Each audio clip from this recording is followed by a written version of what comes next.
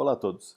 Seguindo aqui os nossos vídeos sobre investimentos, eu vou mostrar aqui duas plataformas, iniciando pelo Status Invest, depois mostrarei também o Investidor 10, que são muito úteis para a gente avaliar os indicadores das empresas das quais a gente está pensando em investir.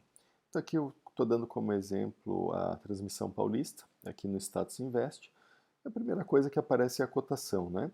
Então a gente vê aqui a cotação atual, R$ 24,26, aparece a mínima das últimas 52 semanas e também a máxima, né? A gente vê logo aqui também o dividend yield, que é quantos por cento que tem pago de proventos no último ano. Então aqui como exemplo, se a empresa custasse R$ 100, quer dizer que para cada ação de R$ 100 você receberia R$ 9,09 durante um ano. Tá? Então isso depende muito do preço que você pagou, obviamente, né? Isso a gente está avaliando pelo preço atual.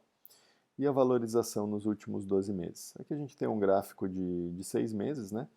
Mas é sempre bom a gente olhar também mais no longo prazo, né? Então a gente vê que no longo prazo, aqui em um ano, ela valorizou bastante, e em 5 anos também valorizou. Tá? Não temos, infelizmente, aqui o gráfico de 10 anos, que seria uma janela interessante para quem é holder.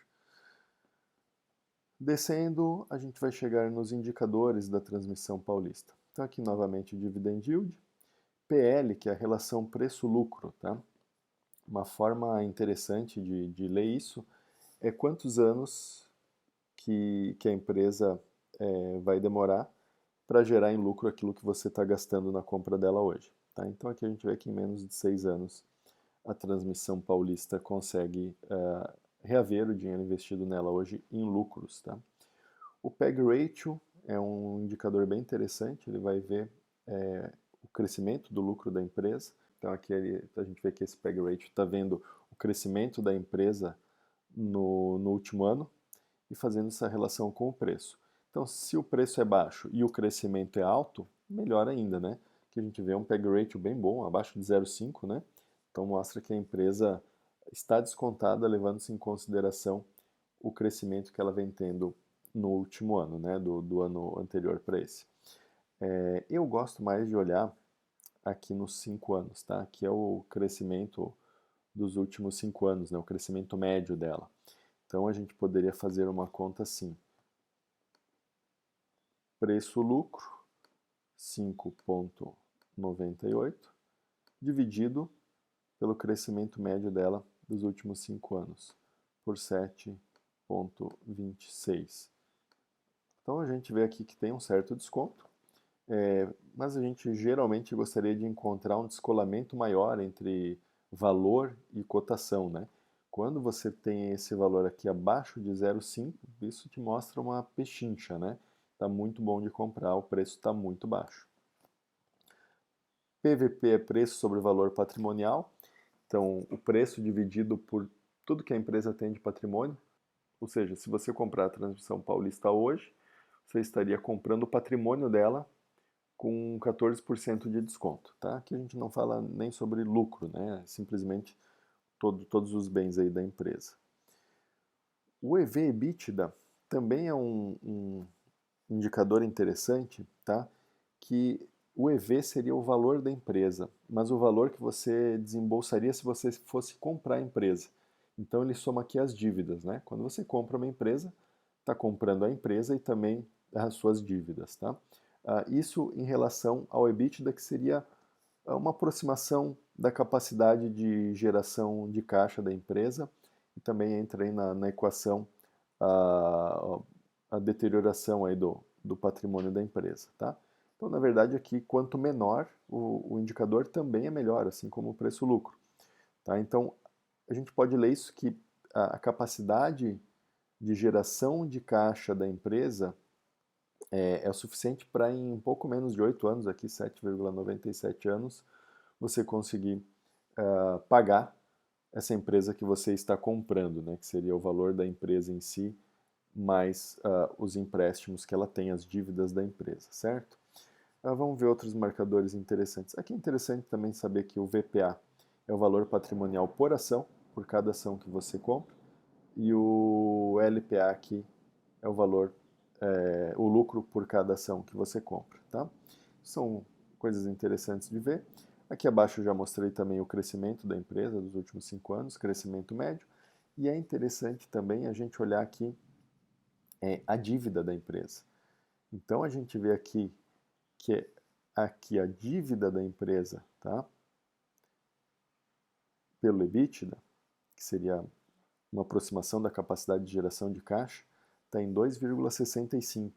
Então é uma dívida razoável, né? Uma dívida relativamente grande, ou seja, são mais de 2 anos de geração de caixa para conseguir pagar as dívidas da empresa.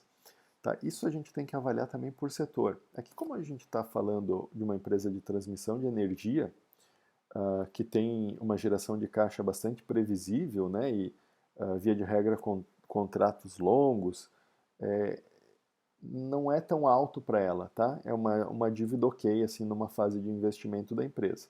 Às vezes você está até com um preço talvez melhor da empresa hoje, por conta de ela estar ainda um pouco alavancada, você consegue comprar ela mais barata do que talvez daqui 5 anos, que eventualmente ela pode estar num ciclo não de investimento e sim de colher frutos, né? Ou vai estar distribuindo mais dividendos.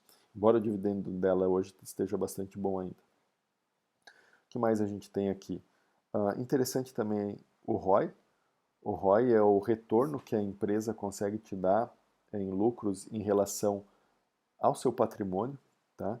Então a gente vê aqui que de tudo que a empresa tem, ela consegue fazer render quase 15% em relação desse patrimônio da empresa, que é um valor interessante. O ROI, que é parecido, mas ele leva em conta não só o patrimônio, mas também as dívidas, ou seja, aqui entra na equação se a empresa está conseguindo fazer bom uso daquele dinheiro captado, né, daquele dinheiro que ela tomou como dívida. O que mais que é interessante a gente ver aqui? Os gráficos. Aqui também tem o mapa dos proventos, né? É legal. Obviamente o mais importante é a empresa pagar bons proventos, mas assim, se ela tiver uma periodicidade maior de pagamento, também é mais interessante para a gente conseguir fazer um fluxo de caixa melhor. Tá? Aqui os dividendos a gente pode, vamos botar no máximo aqui, e vamos agrupar por ano. A gente vê que é uma empresa que sempre paga dividendo, mas teve aí algum período que ela pagou menos. Tá? Geralmente essas empresas aí, vão pagar menos em períodos de crescimento, de investimento nela mesmo, né? E depois numa fase, geralmente tem uma fase de distribuição, tá? Que aí ela já cresceu o que planejava ali para aquele ciclo e começa a distribuir em forma de dividendos os frutos. É interessante também a gente ver o payout. O que é o payout? O payout é quantos por cento dos lucros a empresa paga em proventos, né? Então a gente vê aqui que na média a Transmissão Paulista tem um payout de menos de 50%, tá? Isso pode parecer à primeira vista ruim para o acionista que gostaria de receber 100% dos lucros, porém a empresa precisa de reinvestimento nela para crescer, tá? Então, na verdade, o que seria preocupante aqui seria um payout muito alto, às vezes acima de 100%, que quer dizer que ele não pode se manter, né, de forma alguma. E eu acho que aqui a gente tem os principais indicadores demonstrados. Vamos fazer mais uma vez aqui com o Banco do Brasil, agora no Investidor 10. Então a gente tem aqui também a cotação atual, a gente tem a variação nos últimos 12 meses, né? Teve uma valorização de cotação aqui de tela de mais de 25%. Isso não é grande coisa, tá? Num curto espaço de tempo, assim, não tem um valor tão grande assim para quem é holder, né? Isso daqui seria mais para quem quer fazer um swing trade, comprar barato e vender caro. Preço-lucro dela, ó, 4,8, ou seja, em menos de 5 anos, o dinheiro que você gasta comprando ação vai te retornar em lucro. Tá? Não quer dizer que isso tudo vai ser pago em dividendos, obviamente que não, mas a empresa vai estar lucrando, você vai estar reavendo aí o seu investimento. Preço-valor patrimonial 0,87, ou seja, você está comprando hoje tudo que a empresa tem, todos os seus bens, por 87% do que eles valem, então tem um desconto aí. Dividend yield ótimo também, né? Mais de 9%. Vamos pegar uma cotação aqui de 5 anos dela. Olha como subiu nos últimos anos. 10 anos também, tá? Aqui no Investidor 10 a gente tem também a rentabilidade aqui bruta, né? E real, ou seja, descontada a inflação. Nos últimos 2, 5 e 10 anos. Então a gente vê aqui 10 anos a rentabilidade do Banco do Brasil é mais de 200% e a rentabilidade descontada a inflação aqui, 88%. Vamos ver aqui novamente PL, preço-valor patrimonial, dividend yield, o payout, né, que é o quantos por cento do lucro paga em proventos, dividendos e juros sobre capital próprio, a margem da empresa, a gente vê aqui também. Aqui não aparece EV/EBITDA porque o Banco do Brasil, na verdade, não dá para chamar de geração de caixa, né? O banco funciona com o dinheiro dos outros, né? Com empréstimos, então não vai ter o EV/EBITDA para a gente avaliar. Lucro por ação, valor patrimonial por ação, olha aqui o ROI, o retorno sobre o patrimônio líquido da empresa. A gente vê que para cada R$ 100 que a empresa tem, ela consegue fazer aí no último ano, fez 18, né? Então, ótimo também. Crescimento da empresa, olha que interessante, a média de crescimento de lucro nos últimos 5 anos, mais de 13%. Então aqui a gente tem um PL, preço sobre lucro, de 4,8. Vamos dividir isso pelo crescimento anual médio dos últimos 5 anos, que é 13,1. Uma empresa que vem crescendo o lucro. Aqui é interessante também a gente ver que todos esses indicadores, eles têm um gráfico do lado. Isso é interessante porque quando a gente abre o gráfico, a gente consegue ver o histórico, para ver se a empresa está barato em relação ao que o mercado sempre pagou por ela. Tá? Então hoje o PL, o preço-lucro, está 4,8, mas será que o mercado sempre precificou ela com esse desconto? Né? E aí aqui a gente vê que não, ela já foi bem mais cara, ela já teve PL, a PL médio dela é de 6,36, então está abaixo da média. É uma empresa boa, que tem um histórico bom de lucros, né? A gente vai ver no gráfico abaixo, histórico bom de pagamento de proventos, e está mais descontada do que ela geralmente está ao longo do tempo. Isso a gente pode ver para todos os indicadores aqui, esse gráfico, né? Vamos ver aqui o crescimento dela. O crescimento está acima da média, né? A média de crescimento aí de intervalos de 5 anos é 8,5, hoje está em 13, pouco mais de 13. Então, assim, é uma empresa que está muito bem. A gente vê que desacelerou, né? Pô, ela teve aqui em 2022 um pico ali de acima de 22% de crescimento médio anual de 5 anos, mas está desacelerando, mas ainda muito alto. A gente pode fazer um comparativo de ações aqui também, tá? Com pares aí de bancos. Ver como que o Banco do Brasil desempenhou em relação a outros indicadores aí, como por exemplo o Ibovespa, vamos botar 10 anos, né? O Ibovespa, o CDI, o IPCA, o índice aqui de small caps, de empresas menores listadas em bolsas, o IFIX, que é relativo aos fundos imobiliários, o IDIV, que é o índice das empresas pagadoras de dividendo, e a gente vê que o Banco do Brasil foi superior a todos esses índices nacionais aí. Porém, esse último aqui, VVB11, é o índice das 500 maiores empresas listadas em bolsa americana. Aqui provavelmente o Banco do Brasil perdeu.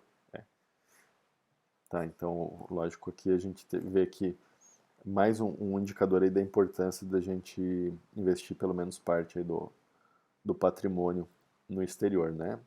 Historicamente, as empresas americanas, as 500 maiores, né, que é esse índice, rendem mais. Tá? O IVVB11, ele é um ETF listado aqui em Bolsa Brasileira, então você não precisa ter uma conta no exterior para investir no S&P 500, que é o índice das 500 maiores empresas americanas, né, listadas em bolsa lá nos Estados Unidos. Então você consegue, da sua corretora nacional, investir no IVVB11. Tá? Você não vai ter a vantagem de alocação em outro país mesmo, né, do teu dinheiro estar fora do país, que para algumas pessoas considera isso interessante em termos de segurança. Tá? Mas consegue-se sim investir através da sua corretora nacional com esse resultado aí historicamente superior, que nada garante que vai se manter assim, mas a tendência é que se sempre foi superior, se mantenha superior à Bolsa Brasileira, né? uma chance maior. O que mais temos aqui do Banco do Brasil? Isso aqui é interessante, ó. Vamos pegar a receita e lucro líquido, pegar o histórico máximo. A gente vê aqui as barras verdes receitas crescentes ao longo do tempo, lógico com alguma oscilação, mas crescentes. E o lucro, deixa eu tirar a receita aqui, o lucro também com alguma oscilação, mas crescente. A gente vê até um pequeno período de prejuízo ali em 2013, mas fora isso sempre lucro e lucros crescentes. Esse gráfico é bem interessante, que é o lucro versus cotação, tá? Que a tendência é que a cotação siga o lucro. A empresa aumenta o lucro, a cotação vai subir. Porém, em alguns momentos a gente vê alguns descolamentos de preço e lucro no mercado, tá? Então, às vezes a gente vê que a cotação subiu muito e às vezes ela ficou para trás, tá? Então a gente vê aqui, por exemplo, nesse momento aqui, ó, tá? O lucro estava subindo e a cotação caindo. Esses são momentos adequados de se efetuar a compra via de regra, porque, como eu já falei, a tendência é que a cotação acabe seguindo o lucro, tá? A evolução do patrimônio do Banco do Brasil, aqui a gente vê as barras cinzas, é o patrimônio crescente, em verde a receita também crescente e mais uma vez o lucro crescente aí nos últimos 10 anos. Se a gente botar o máximo, a gente consegue ver esse período desde 2009. E eu acho que esses são os indicadores mais interessantes da gente ver, tá? Lógico, isso são indicadores, né? Eles te dão algumas indicações se a empresa está barata, se está num bom momento, se a empresa está lucrativa, se está pagando dividendos. Porém, você tem também uma análise mais subjetiva, incluindo aí a questão macroeconômica, questão de perspectivas nacionais aí também para o setor, né, no caso aqui setor bancário. Então isso daqui de forma alguma é uma magia aí que vai te dizer qual empresa vai ter lucro ou não, mas são ferramentas úteis que estão disponíveis facilmente aí na internet. Beleza?